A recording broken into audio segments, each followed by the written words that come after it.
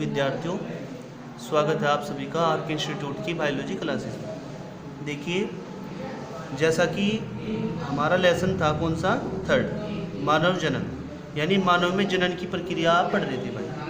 आपको पता है मानव में कौन से जनन की प्रक्रिया होती है? लैंगिक जनन की प्रक्रिया होती है। लैंगिक जनन होता है मानव में। लेसन 2 हमारा था आवर्तबीजी पौधों में या आवर्तबीजी यानी पुष्पी पौधों में जनन। वो पौधों में पढ़ा था आपने, अब आप जंतु विशेष में पढ़ रहे हैं। यहाँ जंतु विशेष है मनुष्य, तो मनुष्य में जनन की प्रक्रिया के बारे में आप इस लेसन में पढ़ रहे थे।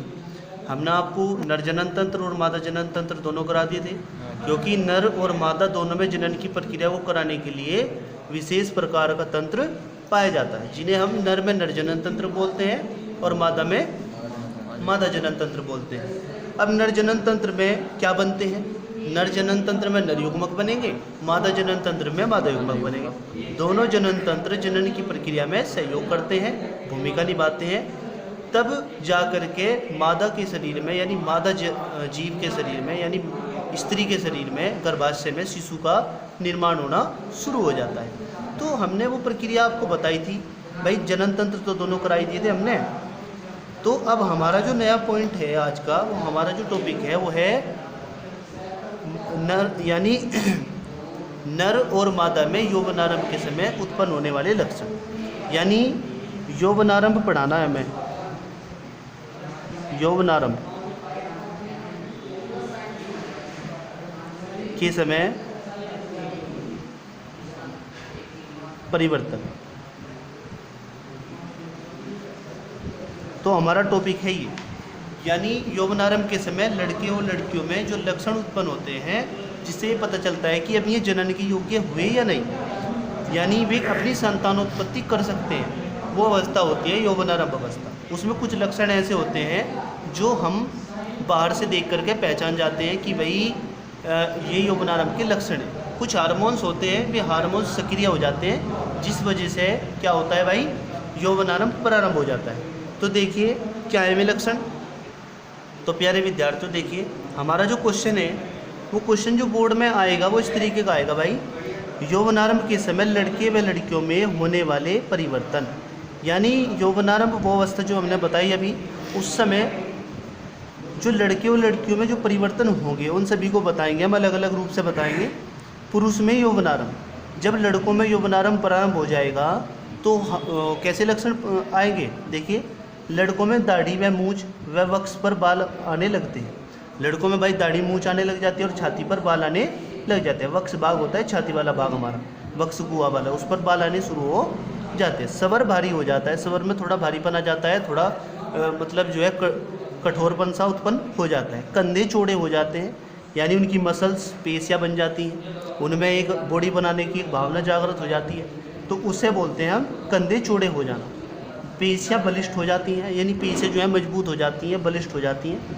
विपरीत लिंग की ओर आकर्षण दिखाई देता है, अपने से विपरीत लिंग यानी फीमेल की तरफ क्या होता है, उसका आकर्षण, अट्रैक्शन पावर उसकी बढ़ जाती है। शुक्राणु का निर्माण शुरू हो जाता है, क्योंकि शुक्राणु का निर्माण प्रारंभ होगा तभी यौवनारंभ की अवस्था में बोलेंगे। शुक्राणु का निर्माण होगा तभी शिशु के निर्माण में उसकी भूमिका होगी, जनन में उसकी भूमिका होगी। यह अवस्था 15 से 18 वर्ष के बीच की होती है। तो ये लगभग 15 से 18 वर्ष की अवस्था जो होती है, ये यौवनारंभ प्रारंभ होने की अवस्था है। तो बात आई समझ में भाई। अब देखिए इसी तरह मादा में यौवनारंभ पढ़ेंगे हम भाई। अब देखिए यह अवस्था मादा में 11 से 13 वर्ष के बीच की होती है। मादा में थोड़ी पहले होती है ये प्रारंभ, 11 वर्ष से 13 वर्ष के बीच प्रारंभ हो जाती है भाई। स्वर बारीक हो जाता है, जबकि लड़कों में ये भारी हो रहा था, और मधुर हो जाती है आवाज़। ठीक है भाई, बारीक हो जाती है और मधुर उच्च स्वर हो जाता है। शरीर की लंबाई में भी वृद्धि होती है। बाह्य जनन अंगों व स्तन ग्रंथियों का विकास होने लग जाता है। अंडाणुओं का निर्माण शुरू हो जाता है, जैसे नर जनन तंत्र में शुक्राणुओं का निर्माण शुरू हो रहा था, ऐसे ही इसमें अंडाणुओं का निर्माण शुरू हो जाता है। अर्थात वो अवस्था जब अंडाणु का निर्माण होना शुरू हो जाता है, वो जो चक्र होता है वो कहलाता है आर्तव चक्र। वो क्या हो जाता है भाई, प्रारंभ हो जाता है। आर्तव चक्र के अंतर्गत ही अंडाणु का निर्माण शुरू होता है, उस अवस्था को बोलते हैं। ये 21 दिन का लगभग साइकिल होता है। देखिए यौवनारंभ के समय लड़कियों में मनोवैज्ञानिक परिवर्तन होता है, उनमें थोड़ा सा उनकी मानसिक सोच में भी थोड़ा सा बदलाव आने लग जाता है। ठीक है भाई। अब देखिए ये तो थे हमारे यौवनारंभ के समय लड़कियों में उत्पन्न होने वाले लक्षण। अब हमारा जो नया टॉपिक है इसमें आगे वो है युग्मक जनन। युग्मक जनन तो हम यहाँ लिखेंगे भाई, यहाँ लिखेंगे यानी युग्मक जनन। युग्मक जनन है तो युग्मक जनन आपको पता है, हमने पिछले लेसन में भी युग्मक जनन पढ़ा था, वहाँ हमने लघु बीजाणु जनन, गुरु बीजाणु जनन की प्रक्रिया पढ़ी थी। युग्मक जनन क्या होता है आपको पता है, युग्मकों के रूप में पाए जाते हैं। देखो नर जनन तंत्र में जो जनन की प्रक्रिया वो संभव होती है वह युग्मकों के द्वारा होती है। युग्मक जो होते हैं वे हमेशा जब कोशिकाओं में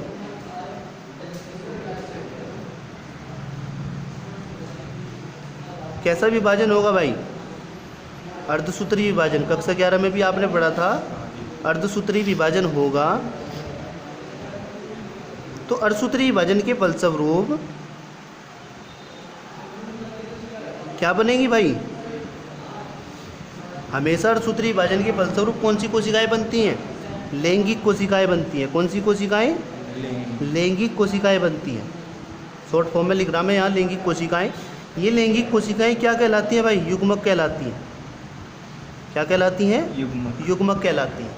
तो हमें ही पता होना चाहिए कि युग्मक कौन से विभाजन के फलस्वरूप बनता है, जब शरीर की कोशिकाएं यानी दैहिक कोशिकाएं अर्धसूत्री विभाजन करती हैं तो युग्मकों का निर्माण होता है। युग्मक जो होते हैं वे लैंगिक कोशिकाएं होती हैं एक तरीके की, और युग्मकों के बनने के प्रक्रिया जो होती है यानी इसके युग्मकों के बनने की प्रक्रिया, मैंने आपको बताया था जनन हमेशा वहीं आएगा जहाँ उनकी संख्या बढ़ेगी या उसी के समान नई जीव बढ़ेंगे, जनन कहलाएगा। तो यहाँ कोशिकाओं की संख्या में वृद्धि हो रही है, तो बनने की जो प्रक्रिया होती है किसके बनने की, युग्मकों के बनने की, वो क्या कहलाएगी, युग्मक जनन कहलाएगी। युग्मक जनन कहलाती है। तो बात समझ में आई। अब आपको पता पौधों में तो हमने जो नरयुग्मक थे उन्हें लघु बीजाणु बोला था। मैंने बोला था हमेशा जो नरयुग्मक होते हैं वे कैसे होते हैं, जो मेल गैमेट होते हैं वे कैसे होते हैं भाई, माइक्रो होते हैं। माइक्रो मतलब छोटे होते हैं, लघु होते हैं, यही तो बात बताई थी। और जो मादा युग्मक होता है, फीमेल गैमेट होता है, वो बड़ा होता है आकार में, वो कैसा होता है, मैक्रो होता है। मैक्रो मतलब गुरु होता है, उसे गुरु बीजाणु बोला था हमने। तो ये तो थी बात पौधों में। जंतुओं में भी वैसे आकार में नरयुग्मक छोटा होता है और मादा युग्मक बड़ा होता है, प्रक्रिया तो वही है, बनने की प्रक्रिया भी सेम है, बस अंतर इतना है कि भाई इन्हें अलग अलग नाम से संबोधित करेंगे। इसमें जो जंतुओं में यानी मनुष्य की बात आ रही, तो मनुष्य में नरयुग्मक को हम बोलते हैं शुक्राणु। क्या बोलते हैं, शुक्राणु, लघु बीजाणु नहीं बोलेंगे। और मादा युग्मक को बोलते हैं अंडाणु। क्या बोलते हैं, अंडाणु। तो शुक्राणु के बनने की प्रक्रिया शुक्राणु जनन कहलाई और अंडाणु के बनने की प्रक्रिया अंडाणु जनन कहलाई। बात समझ में आई भाई। तो ये चीज़ आपको मुख्य रूप से समझनी है। तो ये बात सभी विद्यार्थी एक बात और समझेंगे। एक बात ये समझनी है भाई, हमारे पास नर दो यानी जो मनुष्य है, मानव है, मानव कितने रूपों में पाया जाता है, दो रूपों में पाया जाता है, यानी नर और मादा। दो रूप में पाया जाना ही लैंगिक द्विरूपता बोलते हैं हम इसे। भाई लैंगिक रूप से दो रूपों में पाया जाता है मानव। अब हम बात करेंगे कि भाई कैसे पाया जाता है दो रूपों में। देखो हम नर इसे किस वजह से बोल रहे हैं, क्योंकि इसमें मेल रिप्रोडक्टिव ऑर्गन्स हैं,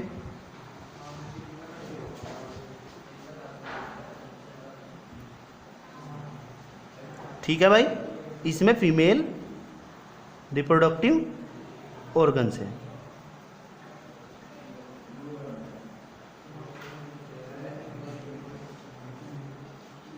तो ये दोनों चीज़ें हैं। अब मेल रिप्रोडक्टिव ऑर्गन्स, नर जनन तंत्र में हमने कहा था भाई जो इनके मुख्य जनन अंग होते हैं वो होते हैं इनके वर्षण। कौन होते हैं भाई, वर्षण होते हैं। और इसमें हमने कहा था क्योंकि ये एक जोड़ी है, कैसे हैं, एक जोड़ी है। नर जनन तंत्र में आप देखेंगे, मैंने समझाया भी था, एक जोड़ी वृषण पाए जाते हैं। ऐसे ही मादा जनन तंत्र में एक जोड़ी अंडाशय पाए जाते हैं। ठीक है भाई, तो ये बात आप समझ गए होंगे।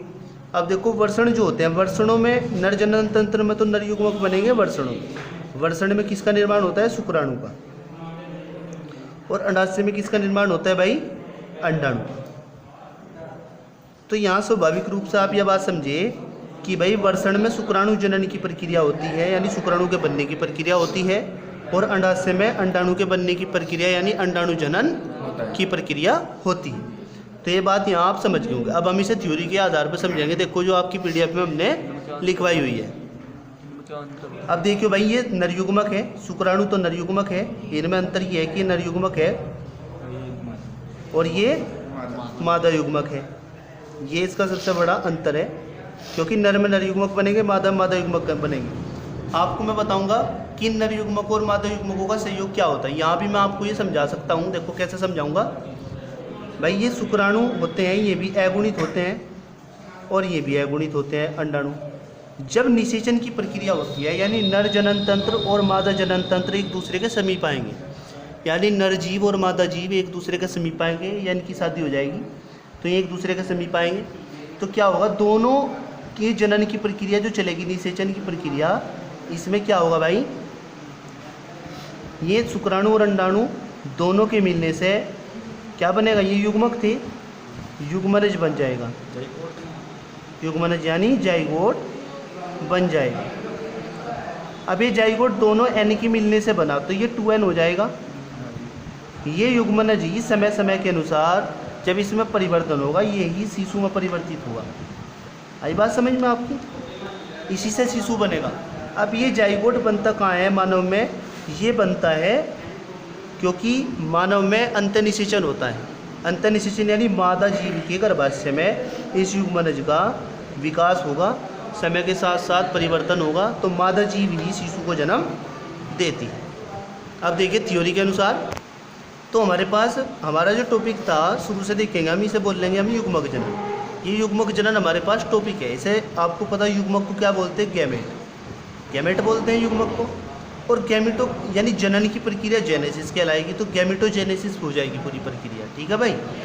युग्मकों के बनने की प्रक्रिया या युग्मकों की संख्या में वृद्धि होने की प्रक्रिया युग्मक जनन कहलाएगी। युग्मक जनन में भाग लेते हैं। जनन की प्रक्रिया के दौरान जो नया जीव बनेगा वो युग्मकों के परिणाम स्वरूप ही बनेगा, क्योंकि नर और मादा युग्मक जब दोनों मिल जाएंगे, दोनों के सहयोग से नए जीव का निर्माण होता है। अब देखिए यह क्रिया केवल जनन ग्रंथियों में अर्थात जनदों में। जनद कौन कौन से हैं? मुख्य जनन भाई नर में तो हमने वृषण बताए थे और मादा में हमने अंडाशय बताए थे। यानी वृषण और अंडाशय में, वृषण में तो नर युग्मक बनेंगे, अंडाशय में मादा युग्मक बनेंगे। में होती है इसके अंतर्गत पैतृक नर। पैतृक नर मतलब जो जनक के रूप में है, पिता के रूप में। पैतृक नर मानव के वृषण तथा मादा के अंडाशय। मादा भी तो पैतृक के रूप में मानी गई यहाँ, माता पिता के रूप में। मादा के अंडाशय की जनन एपिथीलियम, यानी उनकी जो एपिथीलियम होती है कोशिकाएं, आपको पता है जो इनके अंडाशय होते हैं और वृषण होते हैं, वृषण की जो एपिथीलियम कोशिकाएं होती हैं, उनकी कोशिकाएं द्विगुणित होती हैं। कैसी होती हैं वे? द्विगुणित होती हैं। और द्विगुणित कोशिकाओं में पहले तो क्या होता है भाई? समसूत्री विभाजन होगा, तो द्विगुणित कोशिकाएं ही बनेंगी पहले तो। फिर उन द्विगुणित कोशिकाओं में अर्धसूत्री विभाजन होता है। अर्धसूत्री विभाजन में मैंने अभी आपको बताया था और पहले भी कक्षा 11 में भी आपको बताया था, अर्धसूत्री विभाजन के फलस्वरूप हमेशा युग्मक बनेंगे। क्या बनेंगे? युग्मक बनेंगे। तो क्या होता है? द्विगुणित कोशिकाएं होती हैं। ये सेल्स अर्धसूत्री विभाजन के फलस्वरूप ऐसी संतति सेल्स बनाते हैं, क्योंकि ये तो पैतृक के रूप में है वृषण और अंडाशय। इनसे बनी कोशिकाएं कौन सी होंगी? संतति कोशिकाएं कहलाएंगी, जो कि युग्मकों के रूप में बनी निर्मित करती है, जिनमें प्रत्येक में गुणसूत्रों की संख्या आधी रह जाती है। अर्धसूत्री विभाजन के फलस्वरूप जो कोशिकाएं बनती हैं उनमें गुणसूत्रों की संख्या आधी रह जाती है। 2n है यदि, तो n रह जाएगी केवल, n और n। अब देखिए संतति कोशिकाएं युग्मक कहलाती है। जो संतति कोशिकाएं यहाँ बनी है जिनमें गुणसूत्रों की संख्या आधी है, वे क्या कहलाएंगी भाई? युग्मक कहलाएंगी। इसके निर्माण की प्रक्रिया को युग्मक जनन कहते हैं। तो हम यहाँ पढ़ क्या रहे? हमारा टॉपिक क्या था? युग्मक जनन। तो हमने यहाँ सारी बात का एक ही निचोड़ निकालना है। निचोड़ क्या निकालना है कि भाई जो नर और मादा दोनों के जनन अंग हैं, दोनों के जनन अंग में मुख्य जनन अंग कौन सा है? अब नर की बात करें तो वर्षण और मादा की बात करें तो अंडाशय। अब वर्षण में, वर्षण की जो एपिथीलियम कोशिकाएं होती हैं वे हमेशा द्विगुणित होती हैं। कैसी होती है भाई? द्विगुणित होती है। उन द्विगुणित कोशिकाओं में अर्धसूत्री विभाजन होगा तो शुक्राणुओं का निर्माण होगा। शुक्राणु नर युग्मक है, ठीक है भाई, वे बनेंगे संख्या में ज़्यादा में। और जो अंडाशय है मादा में इसी तरह, क्योंकि सब में मैंने बताया था नर और मादा जनन तंत्र में बहुत सी समानताएं हैं, बस उन्हें अलग अलग नामों से और उनकी संरचना थोड़ी अलग अलग होती है, इसलिए अलग अलग बोला जाता है। नहीं तो जोड़ीदार जितने हैं इतने जोड़ीदार दोनों में समान है। जो बिना जोड़ी के हैं वे बिना जोड़ी के नर और मादा दोनों में समान है। तो ऐसे ही मादा में, मादा में अंडाशय, अंडाशय की जो जनन एपिथीलियम कोशिकाएं वे भी अर्धसूत्री विभाजन करेंगी और अंडाणु का निर्माण करेंगी, ठीक है भाई। अंडाणु के निर्माण की जो प्रक्रिया है उसे बोलेंगे अंडाणु जनन। शुक्राणु के बनने की प्रक्रिया शुक्राणु जनन कहलाएगी। अब चूंकि हम यहाँ पे अलग अलग की बात नहीं कर रहे, नर की और मादा की, हम केवल युग्मकों के बनने की प्रक्रिया बता रहे हैं। नर और मादा में युग्मक बनते हैं तो उस प्रक्रिया को हम कहेंगे युग्मक जनन, ठीक है भाई। अब देखिए यहाँ क्या बताया हुआ, नर युग्मक को शुक्राणु तथा इसके निर्माण को शुक्राणु जनन या शुक्र जनन तथा मादा युग्मक को अंडाणु कहते हैं। और इसके निर्माण की प्रक्रिया को, ये निर्माक लिखा हुआ भाई यहाँ, इसे निर्माण कर लेंगे यहाँ, निर्माण की प्रक्रिया को अंडजनन या अंडाणु जनन कहते हैं। तो ये बात समझ में आई आपके? बहुत ही इंपॉर्टेंट पॉइंट है भाई ये, इसे बहुत अच्छे तरीके से गंभीरता से समझना है आप लोगों को। अगर एक बार भी समझ में नहीं आता तो इस वीडियो को दोबारा से आप देखेंगे। अगर फिर भी समझ में नहीं आता तो विद्यालय में भी हम लोग हैं, वहाँ पे भी समझ सकें, कोई प्रॉब्लम नहीं होनी चाहिए। अपनी समस्या का समाधान आप लोग करवाएंगे, ठीक है भाई।